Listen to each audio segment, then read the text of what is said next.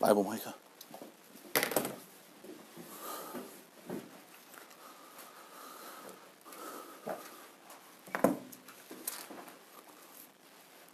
Joshua chapter 10 is where you should be in your Bibles. You can find your notes there, hopefully.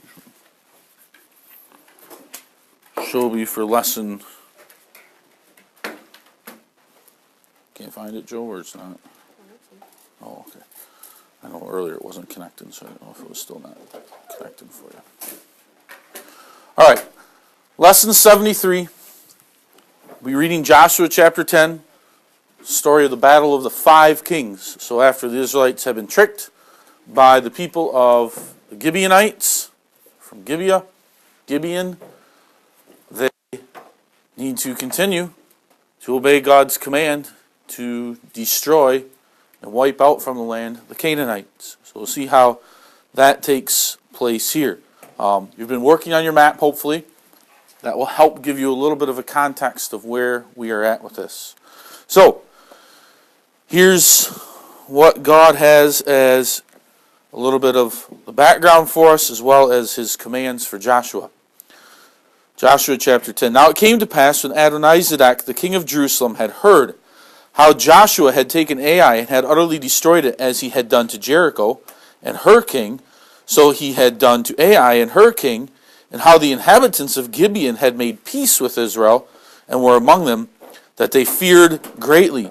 Because Gibeon was a great city, and one of the royal cities, and because it was greater than Ai, and all the men thereof were mighty. Whereof Adonizedek, king of Jerusalem, sent unto Hoham, king of Hebron, and unto Piram, king of Jarmuth, and unto Japhia, the king of Lachish, and unto Deber, the king of Eglon, saying, Come up unto me, and help me, that we may smite Gibeon, for it hath made peace with Joshua and with the children of Israel. Therefore, the 5 kings of the Amorites, the king of Jerusalem, the king of Hebron, the king of Jarmuth, the king of Lachish, and the king of Eglon, gathered themselves together and went up, they and all their hosts, and encamped before Gibeon and made war against it. So let's stop there before we go on. The word had spread. If Randolph was attacked or if something was going on across town, I can bet that anybody living in that area nowadays is on their phones texting to their relatives or their friends or someone across town, and they're passing it on to someone else. Word travels fast in this day and age. Well, word traveled fast in that day and age too. A runner probably went out from the cities and passed along the news to each of these cities. Hey, have you heard? Not only has Jericho fallen, but now Ai has fallen, and the people of Gibeon have made a league. They've made a peace agreement with the Israelites. Wow, that news traveled through the land, and it made its way to these 5 kings. Okay? These 5 kings in these cities that we're talking about here are a little bit smaller.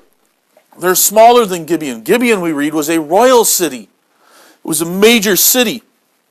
And not only that, but here's what the people in those 5 cities knew. Those people in those 5 cities knew we're at least somewhat protected because the Israelites, where they're at, for them to get to our city, they have to go through Gibeon first. And so in their minds, they were thinking, well, the Israelites are going to have to defeat the great city of Gibeon, which not only is a huge, large, and great city, but it also has many mighty and large men in it. Remember the giants that have been heard about? The men there, we read, were great men. Men probably not only of great fighting renown, men of great stature, but men who were good at going into battle. It would have been difficult for Israel to defeat them. So these 5 little cities were thinking, we've got a little bit more time. We can buy some time here because the people of Gibeon are going to have to fight the Israelites before us. Well, now the news comes, that's not the case. Now the Israelites are going to march right past that city of Gibeon. And where are they going to go? Well, they're going to come to the next 5 cities that are here. And they're going to be able to easily defeat them because these 5 cities know we don't have the strength, the size, we don't have the men to be able to fight a large war.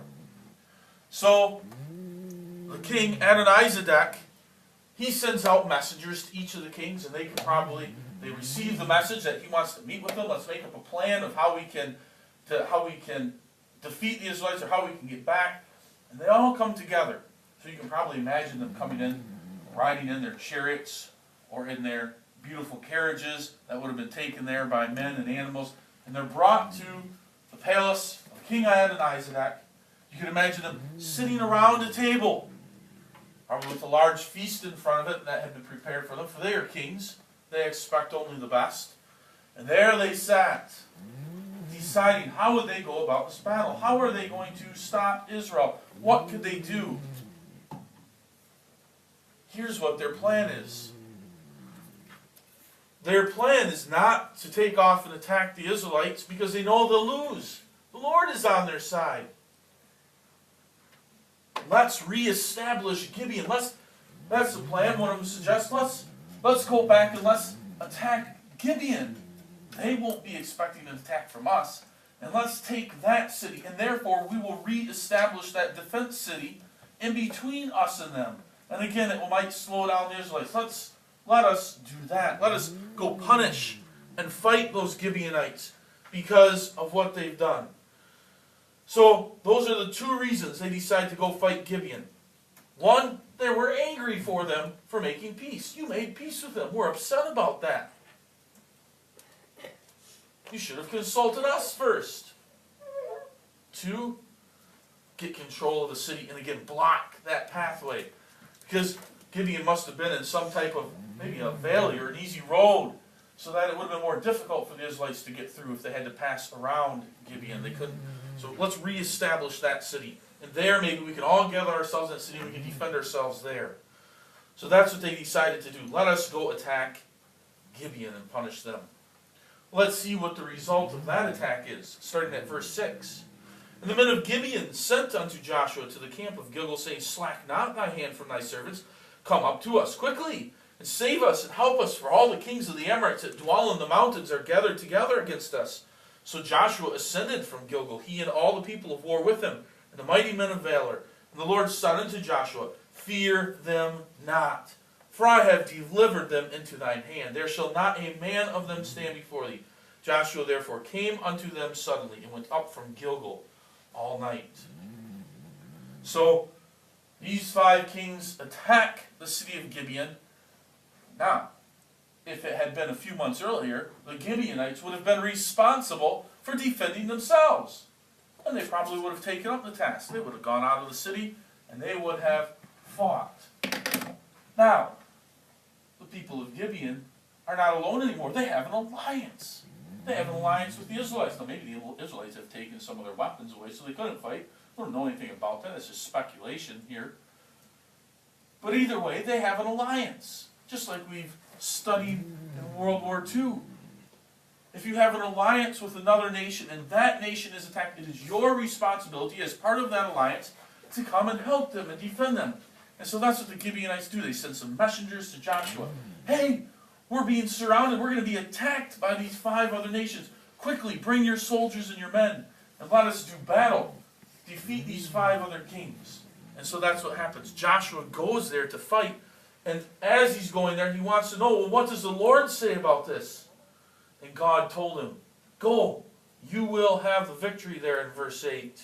Fear them not, for I have delivered them into thine hand. There shall not a man of them stand before thee.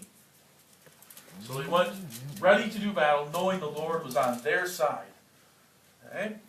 And then let's see what happens during the battle. Some great wonders happen here. Verse 10.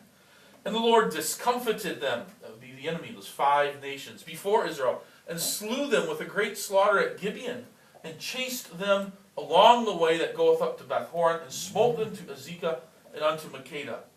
And it came to pass, as they fled from before Israel, and were in the going down to Beth-horon, that the Lord cast down great stones from heaven upon them, unto Azekah, and they died. And they were more which died with hailstones than they whom the children of Israel slew with the sword.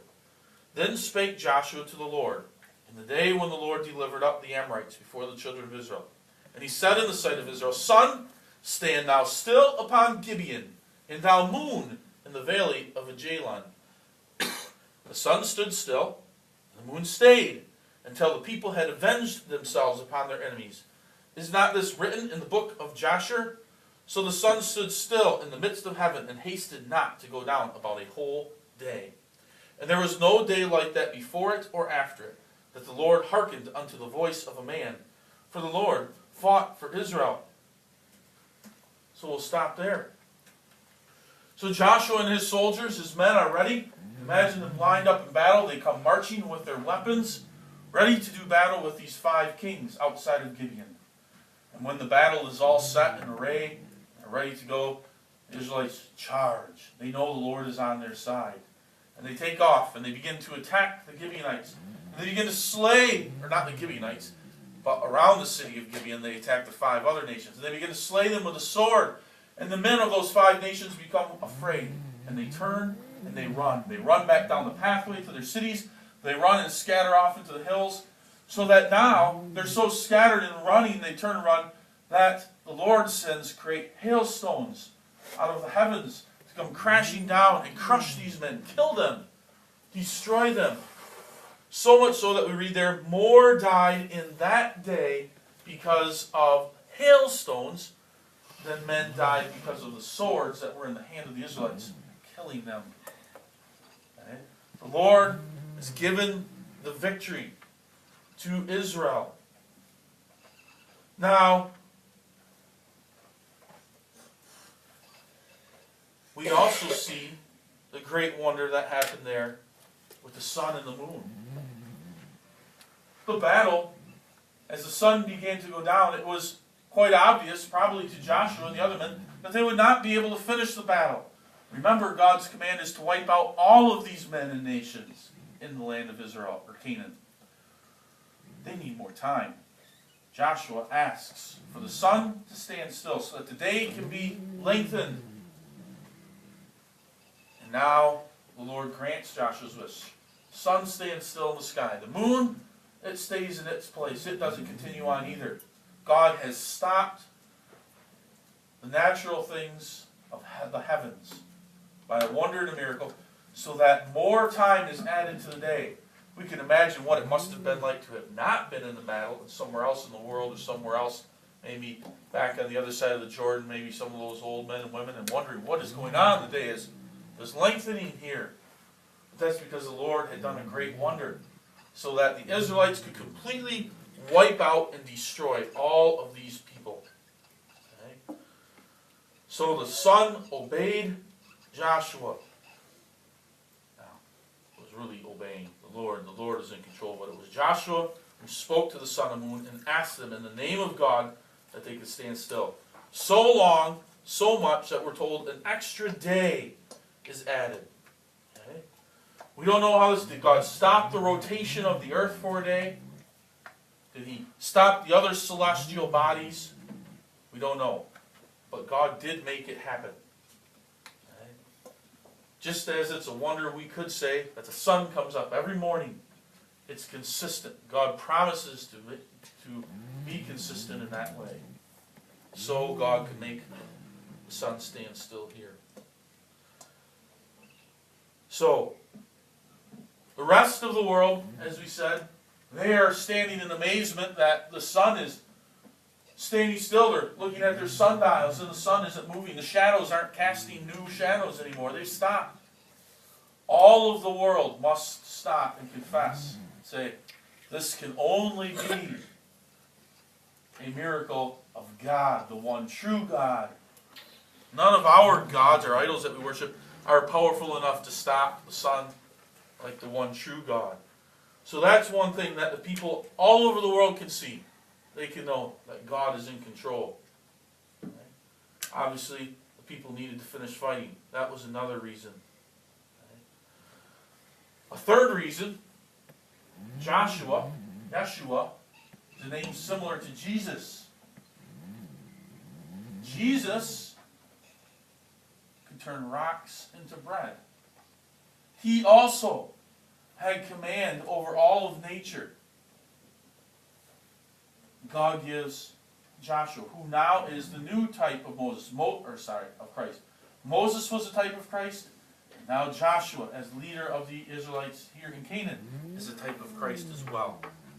And so just as Jesus is in control of all creation, So Joshua here, God gives to him, it's through God's will, through God's decree, that this happens.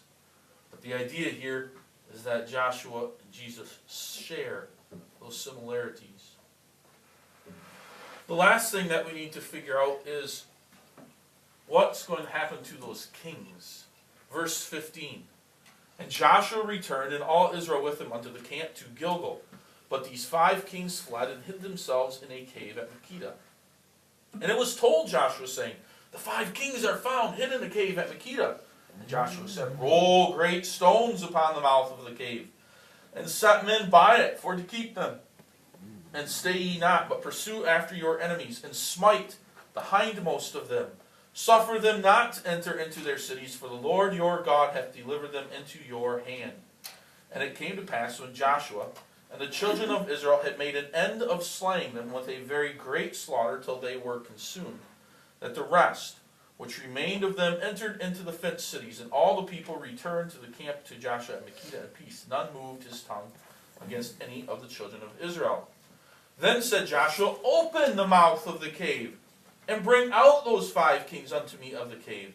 And they did so, and brought forth those 5 kings unto him out of the cave, the king of Jerusalem, the king of Hebron, the king of Jarmuth, the king of Lachish, and the king of Eglon.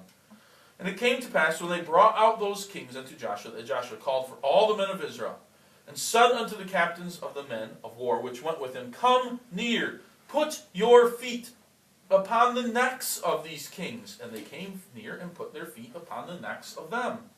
And Joshua said unto them, fear not, nor be dismayed, be strong and of good courage, for thus shall the Lord do to all your enemies against whom ye fight. And afterward Joshua smote them, and slew them, and hanged them on 5 trees, and they were hanging upon the trees until the evening. And it came to pass at the time of the going down of the sun that Joshua commanded, and they took them down off the trees, and cast them into the cave wherein they had been hid, and laid great stones in the cave's mouth, which remain until this very day. Joshua orders the 5 kings. These 5 kings who had been running, they stuck together. And they must have known they couldn't outrun Joshua. There was a cave nearby, and they went in there, probably had some of their servants with them, and brought them into the caves and hid in the cave.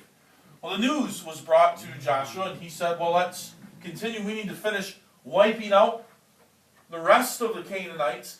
Let us cover that cave with some stones, probably even set some guards there, and let's continue in our battle and destroy all the others. And once that had happened, once all the other Canaanites were destroyed, now they can come back to the cave.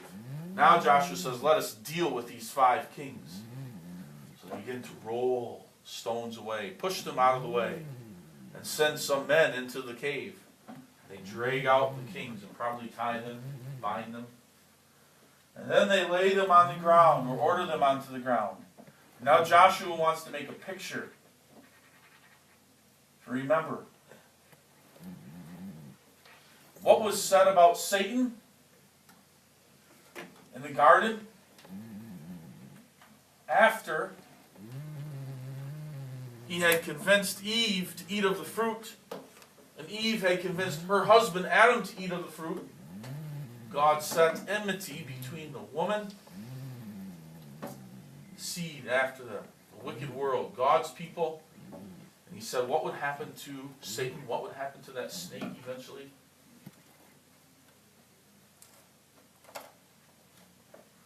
What would happen? Does anybody remember what would happen? Joel? His head would be bruised. Close. Heel would be bruised. Head would be crushed. Head would be crushed. I think we can make that connection here. That stepping on the neck. That's a picture. That is a picture being made here. Now, it might sound cruel to us here. You have these men, they need to be killed. But the picture here is being made of Jesus, who puts his feet on the necks of his enemies, and especially Satan. And eventually that head will be crushed, destroyed. Imagine under the foot of Jesus Christ at the final day. And all is said and done. It's a picture of that. God is encouraging Joshua and his men in their battle. You will have the victory. Here is the picture. Put your foot upon the necks of these men. It's a picture of power. These men have now depend upon their life and death is there under your foot. You can crush their necks. Now we don't read of them crushing their necks. It's a picture. Rather, we read of them being killed. They slew them.